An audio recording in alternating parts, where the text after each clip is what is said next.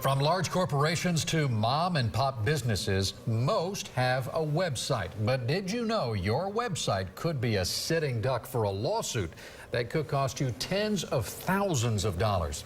Business websites, just like the physical locations, are required under the Americans with Disabilities Act to be accessible. And that includes customers who are blind or deaf. 8 on Your Side investigator Shannon Bankin joins us now. And Keith and I were so interested when we heard you were doing this story, because I don't think a lot of businesses even think about this being a possibility. This is something so many businesses haven't heard of. I've been hearing from them all day. But if your website isn't accessible, those who are visually or hearing impaired can't use the site. And some of those people are fighting back. I found disabled activists filing ADA website lawsuits by the stackful. Ben Tundis and Donna Dansel own Island Comfort Footwear in Westfield Countryside Mall in Clearwater. And this is my shipping area where I do my web orders. They decided to expand by selling their shoes online. They launched a website, and then, bam, a lawsuit. Summons on a Thursday night at 8 o'clock at night in the dark. Got a knock on the door.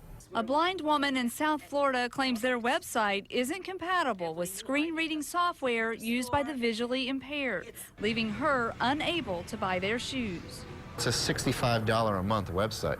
You know, it's Was there ever any mention on what you need to do to make sure you're ADA compliant? Absolutely not. No mention at all. When most business owners think ADA, they think handicap parking spots, ramps, and grab bars in restrooms. ADA lawsuits are nothing new. But now, the spotlight is on websites. 2,285 ADA website lawsuits were filed in federal courts in 2018, a yearly increase of a whopping 181%.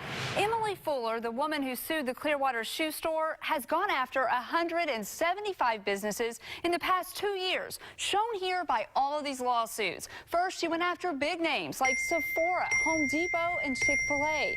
Now she has sued a store that sells Tampa Bay Lightning gear inside Amalie Arena. Critics call these mass lawsuits a shakedown.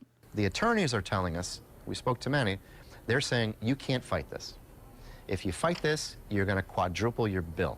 There's nothing you can do, just write them a check. Companies settle because there's no defense to ignoring ADA requirements. Ms. Fuller's attorney tells me his client is an advocate fighting to improve society, and these lawsuits are not going away. $3:49.72 link. To better understand the struggle facing the blind, I sat down with Louise Payton, a Tampa woman who uses a screen reader to do things like shop, Suspected Seminole Heights serial killer speaks. read the news, Enter email or phone edit. and use Facebook. When websites don't have the correct codes to communicate with her software, she's excluded. Terms link prime not a robot checkbox not checked. It has to be really frustrating. You get this far and you can't get past that one thing. Exactly. Frustrations like that are why Chris Danielson of the National Federation of the Blind tells me businesses need to update their websites. But he believes education and negotiation should come first. Rather than spraying businesses with a fire hose of litigation, a much more thoughtful and transparent approach would be a better form of advocacy. Tundis agrees with that. Now take a few steps with that thing compared to your fanning. He takes this lawsuit personally and says he would have helped Miss Fuller and changed his website if she had just asked. Now we service everyone here as if they're our family.